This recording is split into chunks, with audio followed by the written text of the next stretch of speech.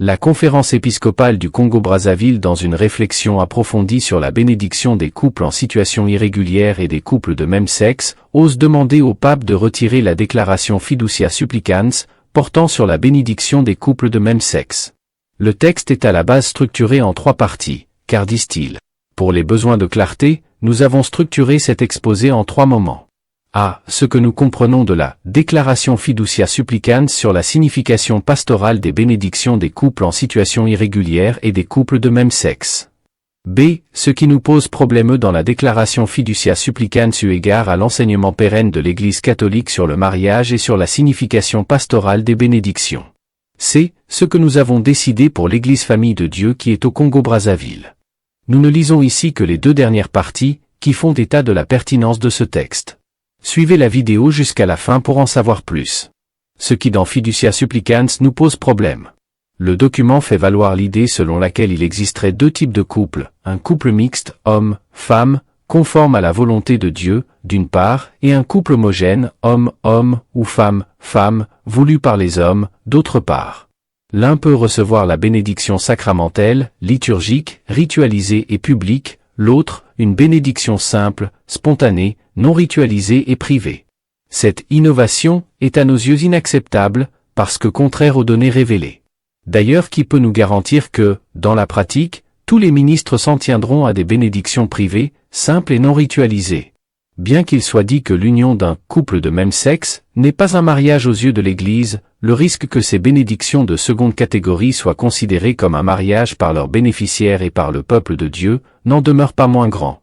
La prétendue notion catholique de bénédiction liturgique jusque-là trop rigide, parce qu'exigeant une conformité à la volonté de Dieu, et le besoin ressenti par le dicaster de l'élargir et de l'enrichir par une composante plus simple, n'exigeant pas de prédisposition morale particulière, est une pure vue de l'esprit.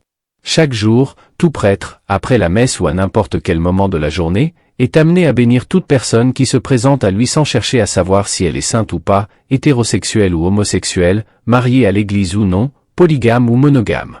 Ces bénédictions sont généralement spontanées, simples et non rituelles.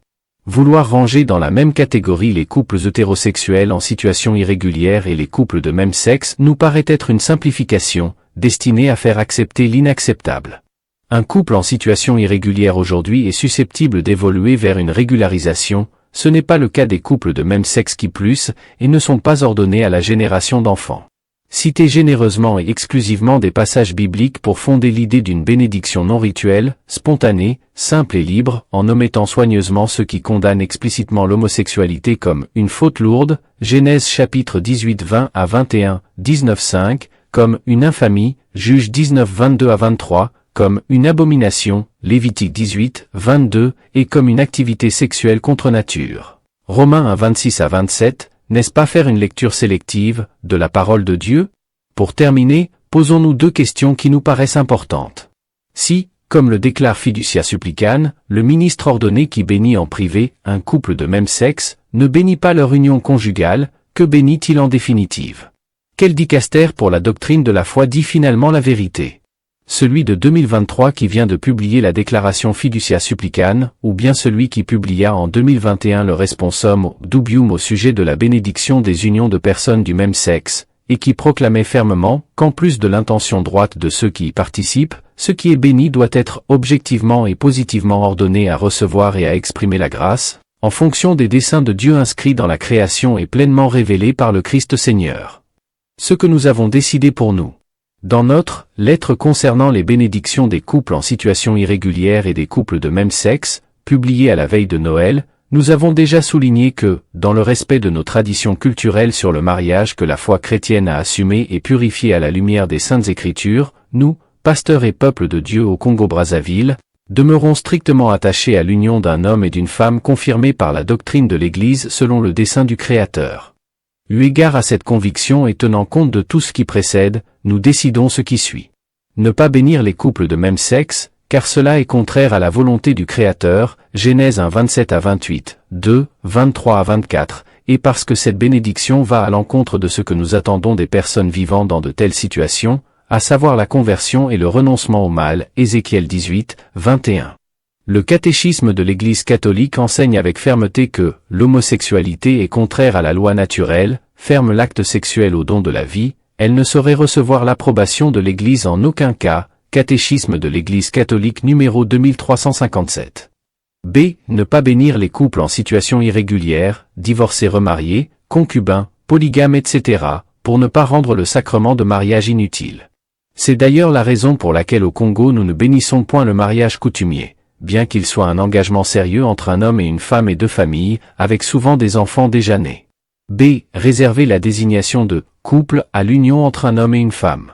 Car, contrairement à l'union d'un homme et d'une femme engagés l'un envers l'autre à l'instar d'Adam et Ève, et l'homme dit « Voici cette fois celle qui est os de mes os et chair de ma chair » Genèse 2, 23, deux personnes de même sexe ne font pas un couple, mais simplement un binôme de personnes du même genre, de la même manière que deux pieds droits ou deux pieds gauches ne sauraient faire une paire de chaussures.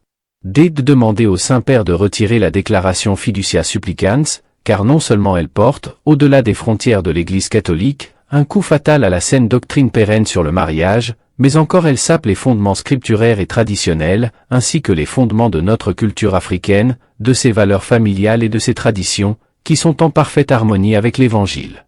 Telle est notre opinion sur la déclaration Fiducia Supplicans, qui constitue dès aujourd'hui le fondement de notre action pastorale en faveur du peuple de Dieu qui est à notre charge et qui, nous l'espérons, fera partie de la position commune des églises d'Afrique et de Madagascar.